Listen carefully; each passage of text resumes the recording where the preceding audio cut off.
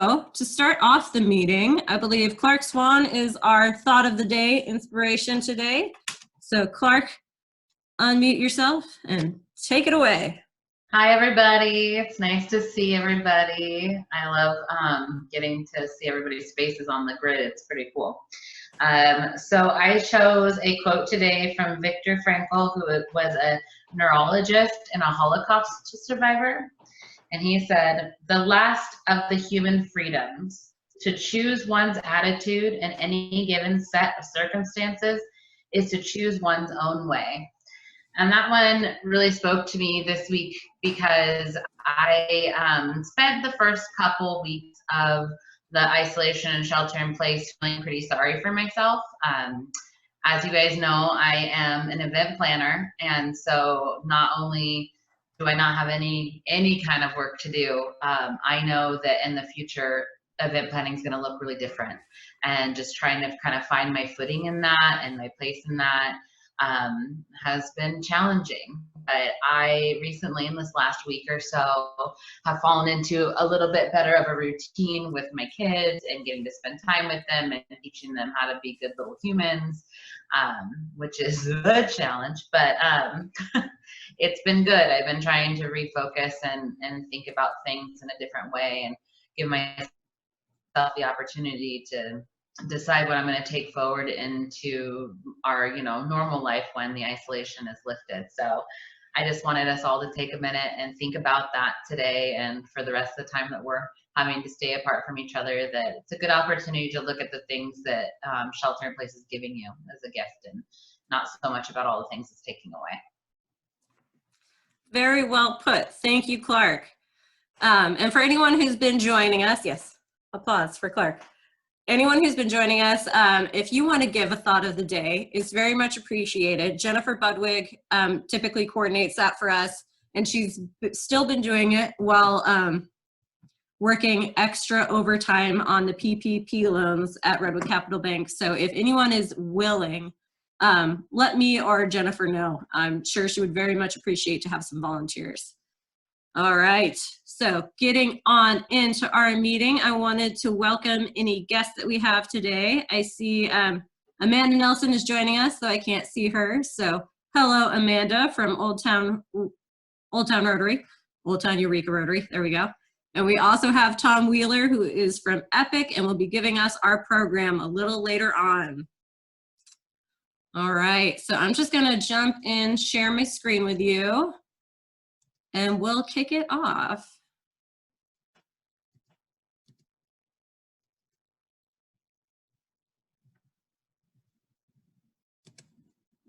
Okay. All right. So moving right on in, Arnie already mentioned, but Sandy, our exchange student from Paraguay, went home this morning after, her family thought about it and requested that she come back early, which we completely understand.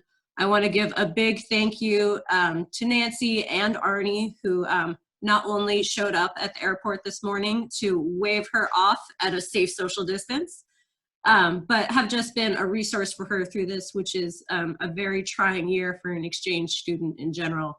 I know her host family, you see Ian Schatz right there, have done a wonderful job of keeping her busy while in shelter in place, which we greatly appreciate, and just all the support you guys have given her in what is a very unusual year for an exchange student at all. All right, Nancy brought this to my attention. NCRT, which is North Coast Repertory Theater, is making masks, and they're raising some funds for their organization. We gave them a Signsmith grant, I don't know how long ago. Nancy might be able to chime in with some information, but wanted to highlight it in case there are any of our members who haven't gotten masks or could use some more and would like to. This is a great way to support a local nonprofit. If you need masks, maybe leave a little note in the chat box below, and maybe we can do one big order from the club. All right, so I mentioned this last week, but the Rotary Club of Southwest Eureka has instigated a project and brought all of the Rotary clubs in our region together. So that's pretty much everyone in Humboldt. They're trying to get on board. They had a member put up $5,000 looking to support an organization doing work in the current coronavirus pandemic, and they chose Food for People.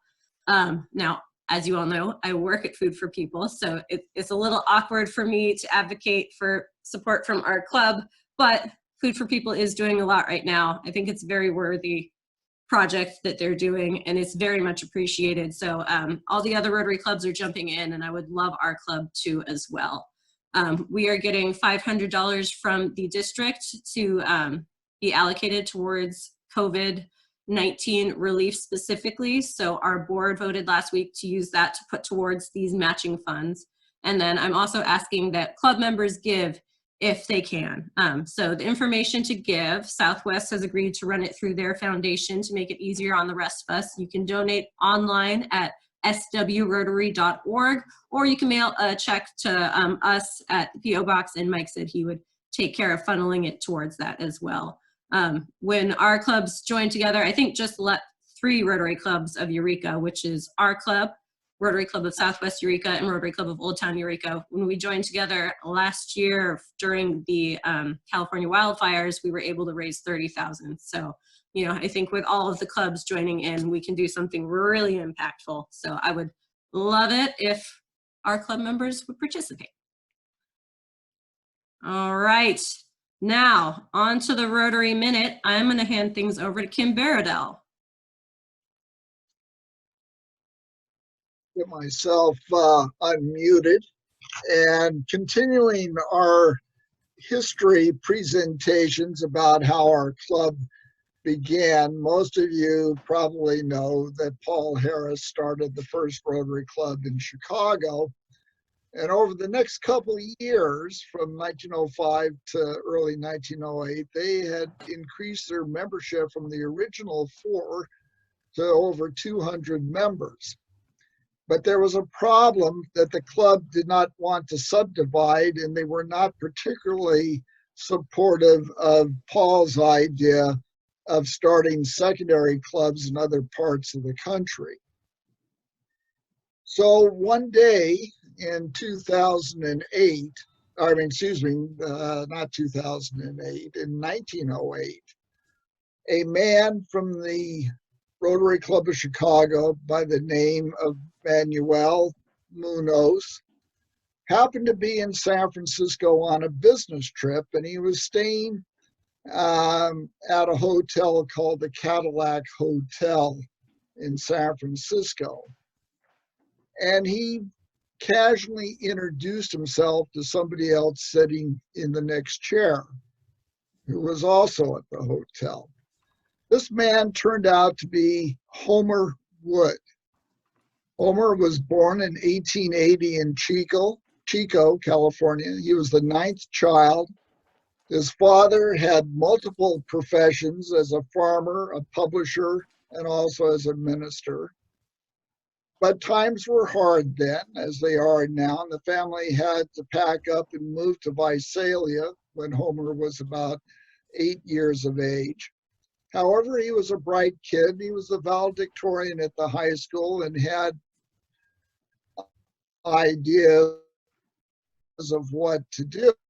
So the problem was his brothers, but that fell through because of lack of money. So he decided to go find gold to find his way in this world and to get his education. So he moved to Bodie, California, and became a gold miner.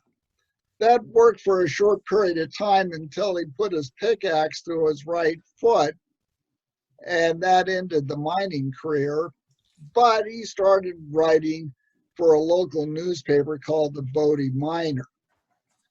It came up for sale a few months later. He jumped in and bought it and ran the newspaper until 1904. At that time, he moved to Sutter Creek, bought another newspaper, and began a self-study program to become an attorney. In 1905, he managed to get himself a job in the 3rd Appeals Court, or Appellate Court, and he was able to pass the bar in early 1906. The earthquake hit San Francisco a little bit later in 1906, and so Homer moved there to practice law and spent the next 18 months, much like Paul Harris, trying to make friends and contacts to grow his law practice. And then in the lobby, he meets up with Manuel Munoz from Chicago. And although Manuel was looking for directions of how to get around San Francisco at that time, the conversation quickly went towards Rotary. And that was explained to Homer, and Homer thought that was a wonderful idea, showing that all of us can strike up odd conversations when we're out and about town to find new potential Rotarians. Homer then started to write to Paul Harris about the idea of starting a second club in San Francisco. And although Paul Harris didn't have much backing from the Chicago Rotarians, he said, go for it. Homer had the ability to make contacts and to create a club.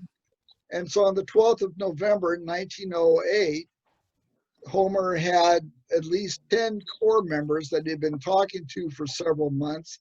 And then had invited another 10 or 15 people from the community, and they were able to form a club at that night. That first meeting was held in the St. Francis Hotel, and Homer was made the first charter president, and he served 2 terms, or a year and a half, similar to our own president, Richie Woods. Within 2 weeks, he was so enthusiastic, he had found 25 people in the East Bay, and they were able to form the Rotary Club of Oakland towards the end of November.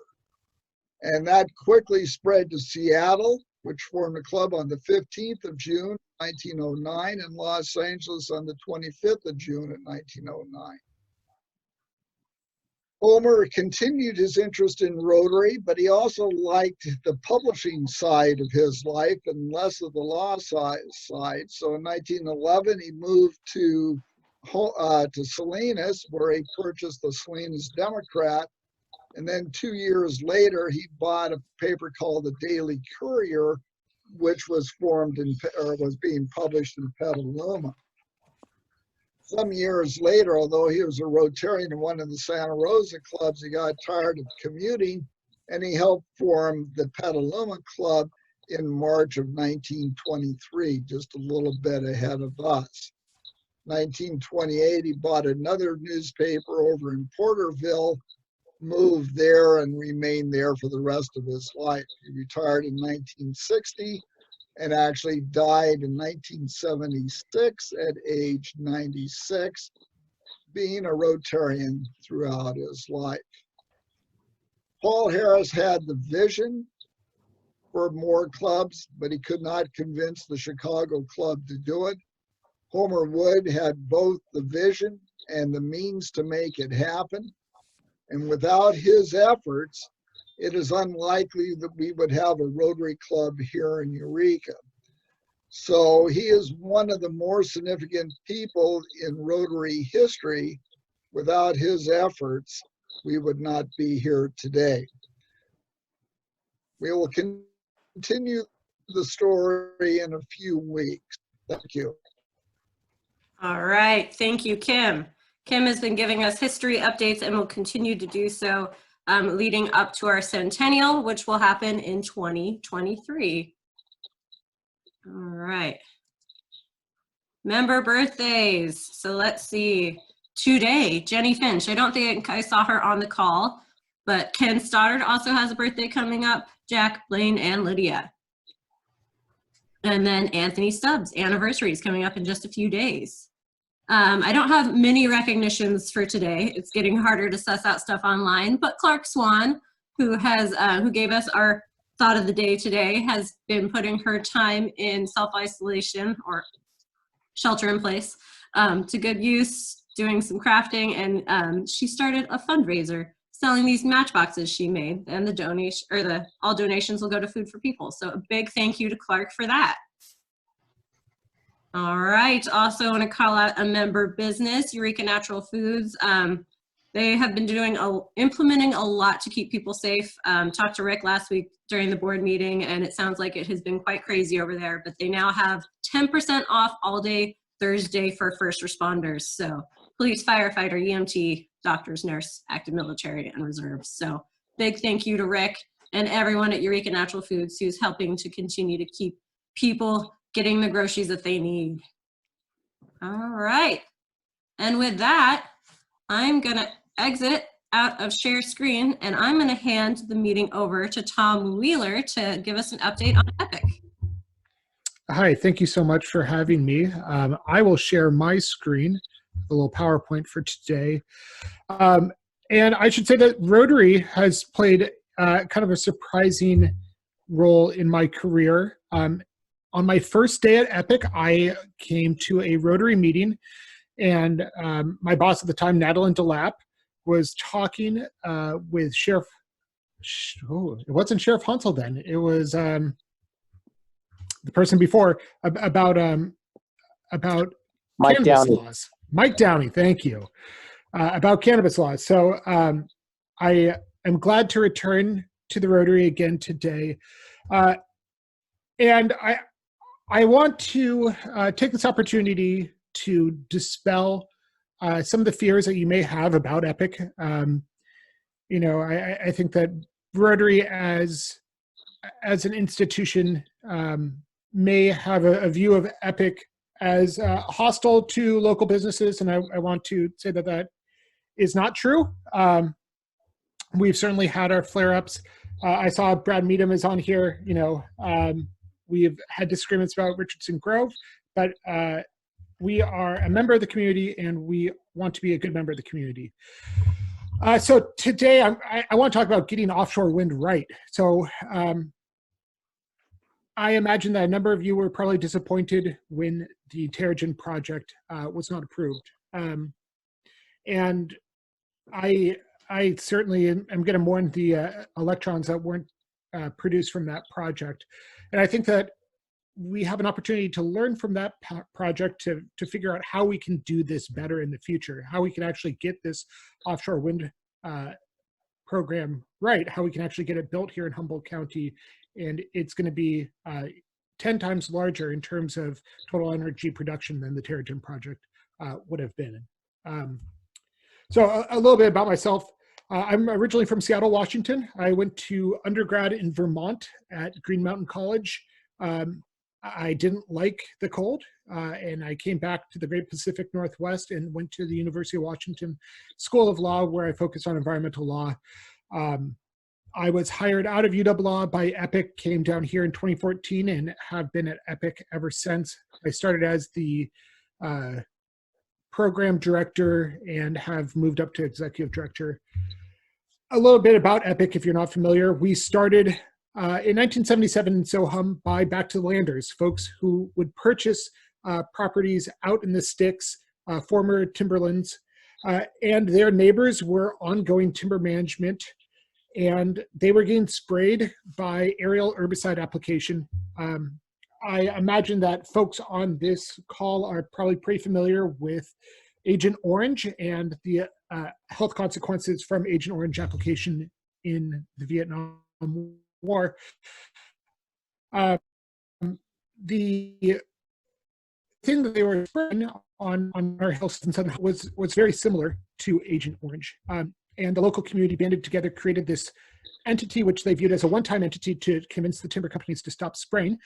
We're successful, but you know, they had to band together. They might as well keep playing. So they stayed together and kept working on other issues. And you know, what is it? 43 years later, Epic is still around. And I think that Epic is kind of, it's good to think of the environmental community as an ecosystem. We all perform different roles. We all have our own niches. So the Nature Conservancy and the North Coast Regional Land Trust, you all are probably pretty familiar with. They use traditional market tools to purchase high conservation value lands. Mattole Restoration Council is a little bit different. They kind of typify the restoration type organizations, you know, using government grants to restore degraded habitats. to improve salmon fisheries, forest health conditions, you name it. And then you have advocacy groups. On the national stage, you have groups like the Center for Biological Diversity, and more locally, you have groups like EPIC. So we are trying to put ourselves out of work generally by having a world in which environmental advocacy is no longer necessary. So to create a system of laws and rules or voluntary actions that will result in beneficial conditions for the environment. All right, so why am I talking about offshore wind today? Why do we care about this? Well, first, global climate change. If you don't believe in global climate change, I'm not going to try to lay out a case why you should believe in global climate change. I think that enough of that already exists, and for everyone else, I'm just preaching to the choir. But it is real. It is very scary. It's going to have very profound impacts for Humboldt Bay in particular. We are going to experience a level of sea level rise here that is worse than anywhere else in the continental United States. We are both sinking into the ocean and sea levels are rising. So we have a double effect here in Humboldt Bay. And as you know, so much of the bay is reclaimed salt marshes. When sea level rises get just a little bit higher, we're going to start topping our levees and our dikes, and we're going to have a lot of inundation of once reclaimed land. So looking for a solution for climate change, industrial scale renewable energy is a necessity to reach our greenhouse gas mandates. So in California, we actually have a relatively low carbon energy mix already. We don't have a ton of coal, this isn't Ohio or West Virginia. A lot of solar is already in our mix, a lot of hydro, large hydro is in our mix. But we need to get to 100% renewable energy, and we also will need more energy than we're currently producing. So we have a double challenge here. And we are going to need more energy because, one, we need to electrify whole other sectors which currently use combustion. So we have all of our home heating, home combustion use, your gas stove. Under my idea of the future, your gas stove would be replaced by some sort of induction cooktop stove. Transportation, there's obviously transportation is going to suck up a ton of electricity use. It is our largest greenhouse gas emission sector, both in Humboldt County and in the state of California, with over 50% of total greenhouse gas emissions. And taking a chunk out of this is both going to mean fewer miles traveled. So doing more things like this, where we can meet electronically to reduce total vehicle trips. And it's going to require electrifying the energy or the transportation grid. We also are going to need to overproduce energy because renewable energy, unfortunately, has a lower capacity factor. That is, we are not able to produce on average as much as plants are capable of producing. So if you have a wind turbine that is capable of producing 1 megawatt, for onshore applications, you're going to be happy with 40% of that total 1 megawatt production capacity advert being met. The power is also less dispatchable, meaning you can't really turn on and off. Kind of a truism here that the sun isn't always shining, the wind isn't always blowing. So you're going to have some level of redundancy unless we come up with a major revolution in energy storage, which I don't really foresee. So we're going to need more renewable energy in addition to just moving whatever electrons that we do have to renewable. So TerraGen, right? This fits in with a vision of how we can meet this renewable energy future. And it died. And it died because of significant protests, both from tribal communities, environmental communities, and from nearby landowners. And so what went wrong with TerraGen? I've been doing about 4 months of kind of post-mortem work trying to figure out what happened here. And first off, it's important to recognize that there were going to be significant impacts to environmental and tribal resources. So this is going to build up controversy no matter what. And we have a fairly well-developed environmental community up here relative to other areas, and our environmental community up here cut its teeth on more traditional conservation work, commenting on timber harvest plans and whatnot. So they already come in with this biodiversity mindset, protection of biodiversity, and less from kind of a more emerging brand of environmentalism, which is concerned with global climate change and adaptation to global climate change. So there were significant impacts. We often can't change that, but we can change how we think about and talk about projects and work on projects to deal with that. Next, there's a degree of NIMBYism. Again, this is going to be present in almost all projects that you're going to find. To me, it was pretty amusing to see a lot of environmentalists marching with the now town of Scotia mayor Frank Basic, or not mayor, manager Frank Basic, former PL general counsel, marching together with people who used to protest at his house. And I think it's fair to say that there was a good degree of NIMBYism, not in my backyard-ism. These are folks who are concerned about the economic effect that a wind farm would have on their property values. A reasonable enough concern if this wasn't, us trying to stave off Armageddon. And then we have an inherently oppositional process with very little stakeholder engagement, by which I mean we have a very few mandated public participation portals in this process. And so these become kind of by their own nature oppositional. And so then you build up animosity between these two groups. This wasn't a collective, let's try to arrive at this decision together. This was, here's the project, and you are going to respond to the project, and we're going to respond to your comments, and this is how it's going to go. It was a very much a us versus them process, and it doesn't have to be this way. And I can talk about other projects that are being pursued on the North Coast that have a different framework, which I think is going to be helpful for getting through highly controversial projects.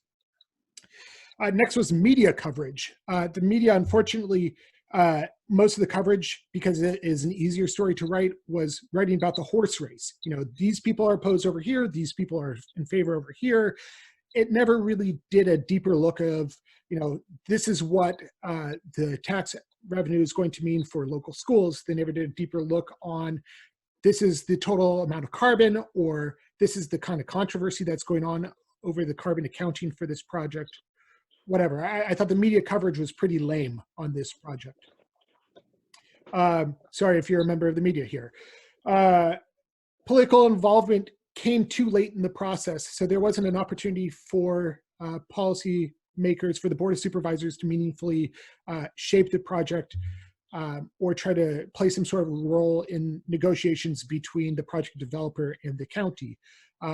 It came to a yes and no vote at the very end. After all of this process, there wasn't a good way for politics to actually play a useful hand in resolving disputes. And then there was, I think, some latent skepticism in Humboldt County over outsiders and corporations, which I think that you're all probably familiar with. We don't like people coming in from other areas telling us what to do, and a company coming in was hard. So after the Terrigen project died, a lot of the opponents to the project went out and said, well, I was opposed to this project, but I'm not opposed to wind generally. I'm in favor of this offshore wind project.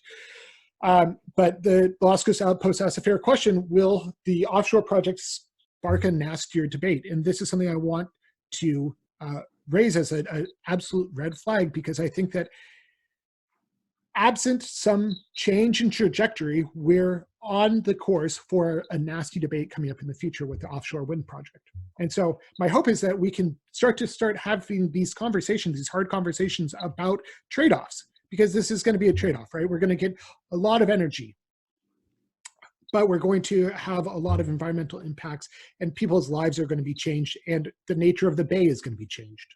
So let's get into it. So the first big one that I want to bring up is the location of where this is going to happen and some of the consequences. So this is where Redwood Marine Terminal 1 is, managed by the Harbor District. As you can see, it's immediately adjacent to Indian Island, the most culturally sacred spot of the Wiyot people. So the Terrigen project involved a ridgetop that the tribe hadn't been able to access for 100+ years. That was once a historically sacred prayer site, a high prayer site. We are a literal stone's throw. We're going to be building these wind turbines, a literal stone's throw from the most sacred place on earth. This is going to inherently breed controversy. And so we need to start working to resolve this controversy now instead of 10 years in the future when the project is approved. Also, just for regular folks, this is the installation of a 6 megawatt wind turbine in Germany. We're going to require at least 2 cranes that are 700 feet tall to build the wind turbines. And these are going to be on our bay. It's going to require massive industrialization of the bay in order to facilitate this project. So we're going to radically change the bay. We're going to have big wind turbines being built. And when they're not being built, there's still going to just be a crane sitting out there next to a culturally sacred site, right? So you can see how we're starting to stack things on top of each other that will breed controversy. Here is an image of power lines coming in and out of Humboldt County right now. We have relatively low capacity power lines coming in and out. We have a low export capacity. As I said, this project is going to be 10 times bigger than the Terrigen project. We are going to be exporting a ton of power. And this is going to mean rebuilding our existing power lines. And we're going to need to continue to be serviced by these power lines. So this might mean wholly new clear cuts, permanent clear cuts through our national forest across all of Humboldt, Trinity County to get this done. These are going to be bigger than what we currently have. If you remember the Terrigen debate, there was opposition to the project because there was going to be 21 miles of power line construction from basically where it says Rio Dell here to Bridgeville. So imagine more and longer. Other issues, and this just to flag, there's a high degree of uncertainty here. Wildlife. We don't know how floating offshore wind platforms are going to affect wildlife. These are going to be 20 to 25 miles offshore. This is an area that is very poorly studied. You know, generally we know a lot more about the land than we do the oceans, and we know a lot more about what's near to shore than we do what is offshore. This is an area that we have a high degree of uncertainty. And so there are likely going to be species that will be impacted. This isn't just birds that may collide with the wind turbines. This might be endangered whales getting trapped by mooring lines for the floating offshore wind turbines. So there's going to be impacts to wildlife. As I said, it's going to require bay industrialization. I think a lot of us appreciate Humboldt Bay because it is relatively developed. It offers beautiful scenic opportunities. It is kind of quiet. It's not like a big port. It's going to require us to develop kind of like a big port. So this is going to require dredging. It's going to require a whole lot more. We're also going to have a fisheries impact. You know, our local fisheries industry has been impacted already so much by the decline of fish populations locally, by other pressures, market pressures. It's going to further restrict areas in which fishermen are going to be able to operate. You know, I think it's fair to kind of consider them about like an endangered species. It's going to further endanger them. All right. All right. So I think that we're going to want this, though. It's going to be hundreds of millions of dollars of development locally. It's going to be able to support a potentially new sector for our economy. So these wind turbines that we're going to install offshore are so large that San Francisco can't build these. The East Bay can't build these because the Golden Gate Bridge is too low for them to pass through. So imagine how tall the Golden Gate Bridge is. That's how tall these things are. They're huge. So we are one of the few places on the West Coast that is physically capable of building and supporting this industry. So if this does become a major part of the energy industry of the future, Humboldt Bay is well primed to get the lion's share of that activity. So this could be a big new part of our economy. Well-paying, blue-collar jobs, building, installing, delivering these wind turbines. So we want that from a jobs point of view. We also want it, obviously, from low carbon energy. So what can we do? We can help prime the pump. So as I said, this project is going to require 10 years before it would be approved. We can prime the pump by supporting other infrastructure development.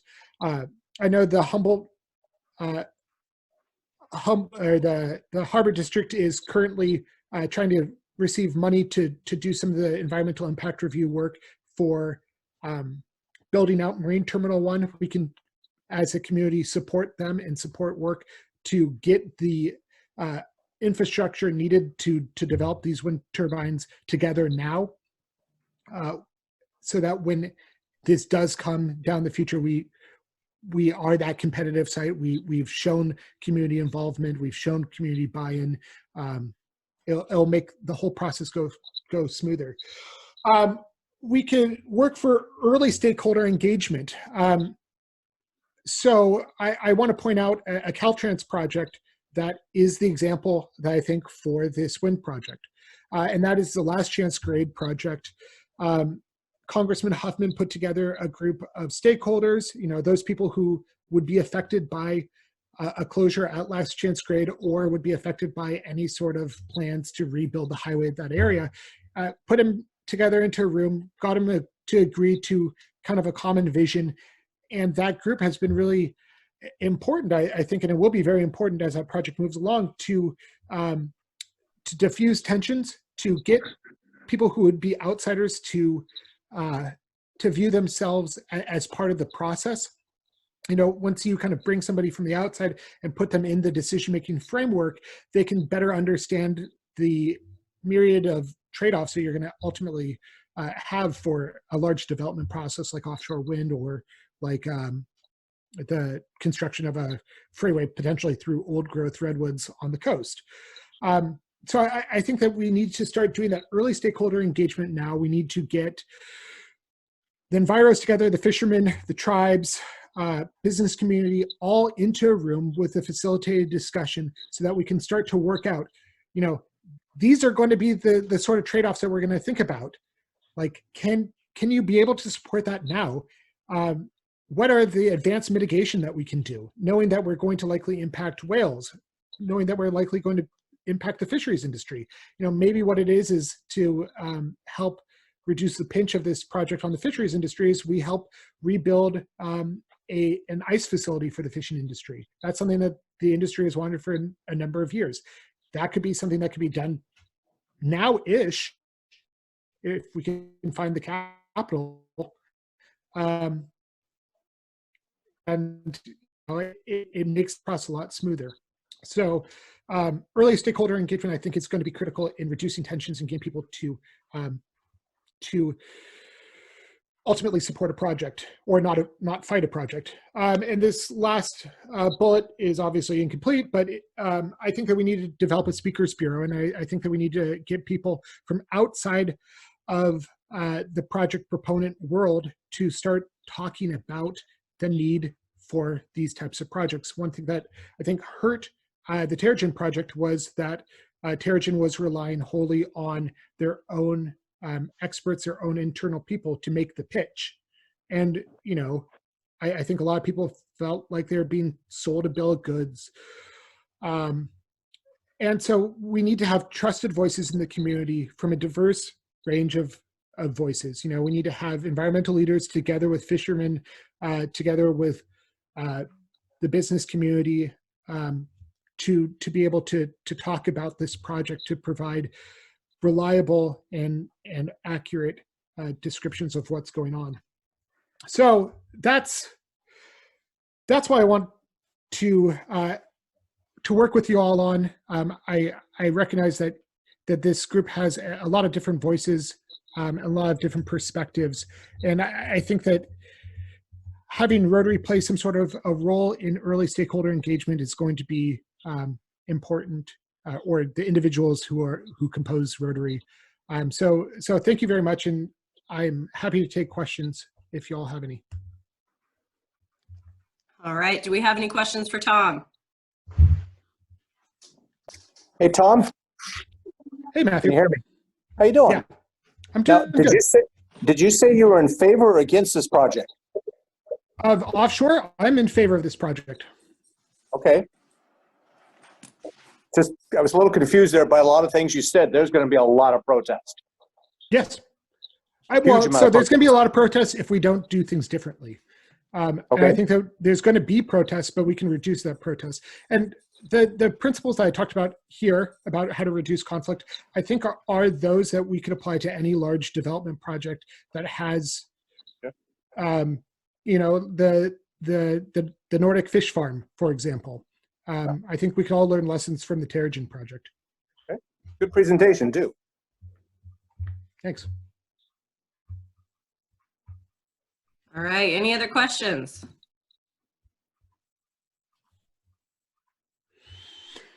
Okay, Well, thank you so much for the opportunity. wonderful. Thank you for joining us today, Tom. Yes, virtual clap. Thank you for taking the time out of your day to join us for our Zoom meeting. All right. Well, I will give the option now. Anyone who needs to get back to work, feel free to sign off, but I was going to go around and do individual check-ins again with people to see how we're doing. The last time we did that, I think it was a good way to just check in and see how everyone is. So I'm gonna go across my screen and call people out. It might look a little different from everyone else. Let's see, Dennis, you wanna give us an update on how you're doing? Well, just the same, just sheltering in place, walking the dogs. The problem is now they expect it. And they come up to me about 3 or 4 times a day, say, "Come on, let's go, let's go, let's go." Doing a lot of reading, and still trying to learn how to play the guitar. Ooh, So keep good them things to do. Cool. All right. Thank you, Dennis. All right, Kim, how have you been?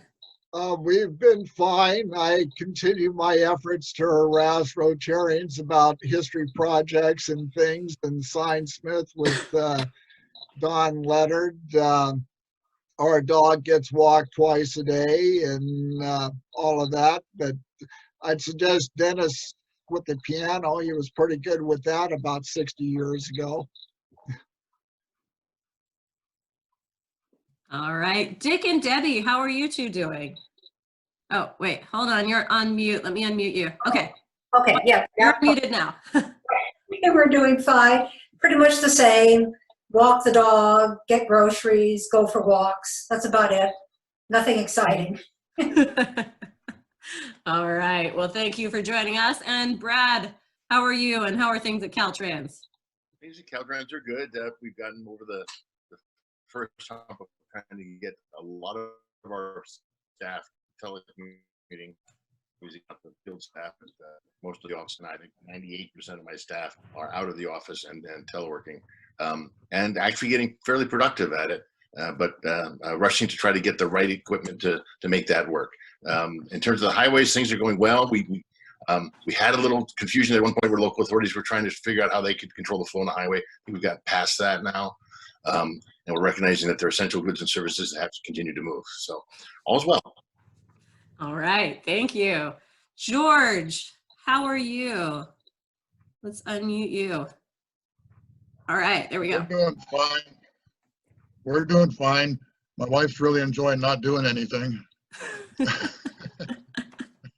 But she's age grouped out of volunteering some of the places she volunteered. So I miss seeing her that's around the been a food little bank. bit And I get nibbling at the edge of a lot of undone projects. Mhm. Good time to do it. The list, yeah. Trying to get that list down to a more manageable level.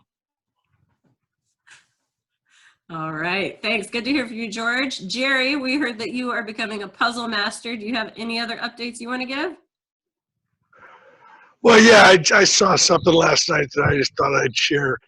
It took us all these years for us to realize that the Brady Bunch was really a Zoom meeting. Nah.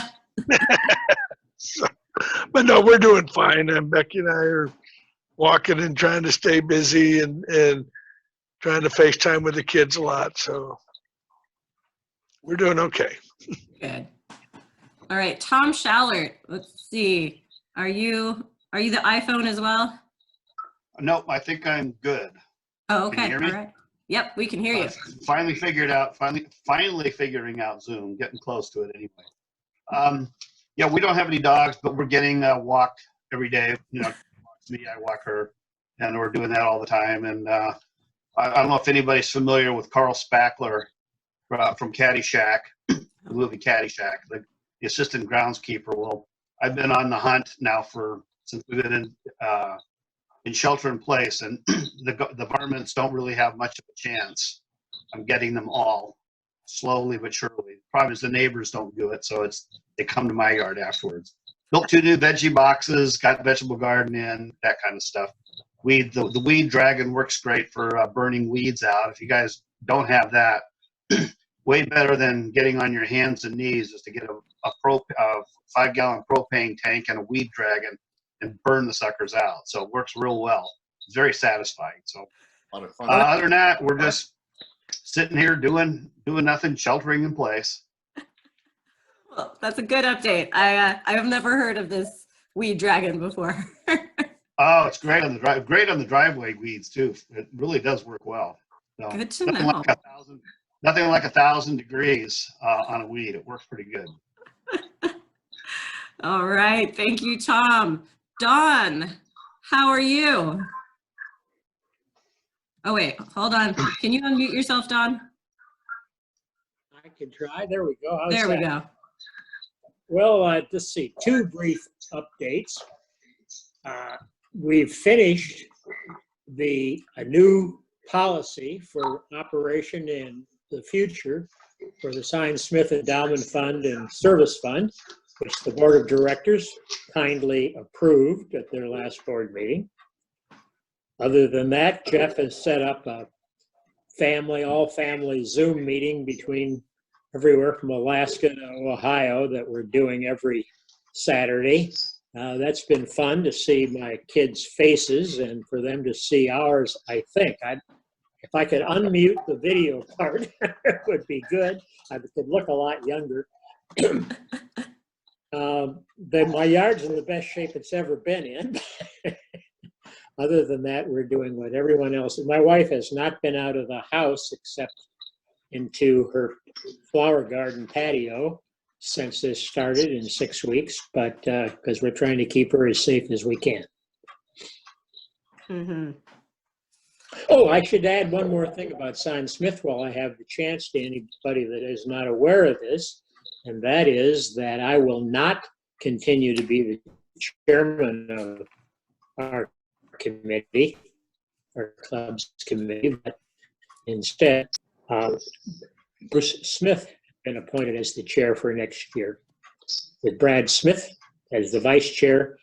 Chair-elect. Brad met him, but yes. Oh, I'm sorry. Did I say Smith both times? There you go. All right. So that's what I can say. Thank you. Wonderful. Thanks, Dawn. All right, Rosalie joined us today. Yay. How are you? Doing well, thank you. I've been sheltering in place out in Honeydew as well as in Eureka, so I've been getting a good veggie garden started, and that's been a lot of fun. Nice use in the mornings and a little exercise between conferences. And other than that, as an essential business, we've been able to keep going. Things are slowing down, but we're lucky to have all of our aspects of the business still considered essential in most of the states. That's great. Wonderful. All right. Thanks, Rosalie. Chuck, how are you? Living the dream, riding the bike, cutting firewood, waiting for things to open up. All right. Quick and succinct. Clark, we got to hear a little bit from you earlier, but you have any other updates? Well, let's see. So far, with the little matchbooks that I've decorated, I've raised about $100 for Food for People, which is great. And I'm going to match that so that I can donate that through our club, and we can get credit for that for our club's contribution to Food for People. Other things, my husband thought it would be a really good time to plant grass in the backyard when literally everyone's home. So we'll see how that takes. I don't think we can keep the kids off of it, but we'll try. Other than that, you know, lots of walking. I'm getting an opportunity to take lots of pictures of the kids and nature. Pretty cool. And I'm looking forward to working on some projects. And I know that Mindy isn't here today, but we've been talking about what we're going to do in lieu of our annual fundraiser, because obviously we can't do that this year. But you know, we know that our members are already counting, or we're already counting on spending money on tickets to that. So we're trying to figure out how to reallocate what we're going to do and where that money will go to from each member. So we're working on stuff. I'm happy to be working on Rotary stuff again. It's a really big part of my life. So I'm happy to have some stuff to work on. Very nice. All right. Thanks, Clark. And Lynn, how are you doing? Oh, I'm doing good. Time sprinting is also an essential business, and I've been working from home, and also I've had some opportunities to do things with members of my family that I didn't before. Like, since my husband's not playing soccer, I've been taking a run with him on Sunday, and he's been running me up some really big hills. And so I feel like it's an adventure. All right. Also, my daughters are at home doing their schooling online. And so on Fridays, like, I do video workouts with one of my daughters, and I call that PE. So that's been a lot of fun too. Call that PE. Yeah. Creative. Arnie, you want to tell us, I know you actually do PE for NPA. You want to give us an update? How are you? Well, I would just say, you know, that we are calling that PE. That's basically the best that we can do is online workouts. We all get on, we say hello, and then we do some yoga or whatever. And the parents have been pretty happy about that. I also have been doing some independent PE journals, but no, this is not great for PE by any stretch of the imagination. It's a very truncated version, but at least it's still happening. And yeah, we're good. Just staying busy with both of our jobs and our 3-year-old who really enjoys having our attention and wants as much of it as she can get. Nice. All right. And I didn't get a chance to introduce him earlier because I think he joined right after I did guest introductions, but Rusty Goodlive, are you there? Rusty, yes, can you hear me? Yeah. Can you hear me? Yes. Welcome, everyone. This is Rusty. He is a good friend of mine. We've been packing backpacks for a few years together now, and he is the president-elect for the Rotary Club of Old Town Eureka. How are you? How's the club? Well, we're doing good, but we're behind your the bar you set for getting the club running again. We've had 2 social meetings and 1 regular club meeting. We have a board meeting this afternoon and our second regular club meeting. We're doing the club meetings Tuesday at 5:30. At one point somebody said, well, should we still do them at 7? And there was this loud, no! So we're doing them at 5:30 instead, and we're getting going. And So yeah, you can tell that everybody's really happy to see everybody else. So that's what's up with Old Town. That's awesome. And 5:30 is the perfect time. You can have a happy hour meeting. Everyone can There get you a go. drink. All right. Thanks for joining us, Rusty. And Matthew Owen, are you there? I am. How are you doing? Doing good. Thank you. Matthew has continued to help organize our programs for these meetings, which have actually gone seamlessly. We haven't had one program no-show, which is, I think, shocking in the current climate. So thank you, Matthew. And how are you? Like everybody else, stir crazy, riding 4 or 5 miles on the bike a day, try to get some exercise. Essential business here in the mortgage division at Tri-Counties Bank, so we're staying busy. Just, as everyone else says, kind of miss social contact, but we'll get there. Yeah. Maybe our club should do a 5:30 social one of these days. We can all get our drinks together and sit and talk. 6 feet apart. 6, yeah. With a mask and a straw. I was thinking Zoom. We'll all just stare at each other again. We could do a Zoom happy hour. There we go. All right. Thank you, Matthew. And then last but not least, Amanda Nelson also from Old Town Eureka Rotary. You have any updates you want to give? Nothing much. I'm with Rusty. We're just getting things together for Old Town Rotary. Today was the first day back from spring break, and I spent back-to-back hours on Zoom meetings with kindergartners and third graders. So that is pretty interesting to be a part of. But we're kind of rocking and rolling on that and just trying to spend time outside when it's nice and trying to get our work done, but not trying to stress out about it. So a little bit of everything. Awesome. Well, thank you. That was it for those who stayed on with us today. We'll say goodbye, and I will see you guys all next week. Oh, wait. Clark has one more update. I'm sorry, Clark. Hey, I forgot to mention during my little update that the board decided that anybody who is going to have a birthday while we're in self-isolation will receive a card in the mail. So some of you guys will get cards a little early, and some of them might be a couple days late, but we are making sure that everybody gets recognized in a little way while we're self-isolating. So if you have a birthday in the next, what is that, like 9 to 10 weeks, you'll get a little something in the mail. Awesome. All right. And Clark says the board, she's doing most of that work. So thank you, Clark. And thank you, everyone. I'll see you next week.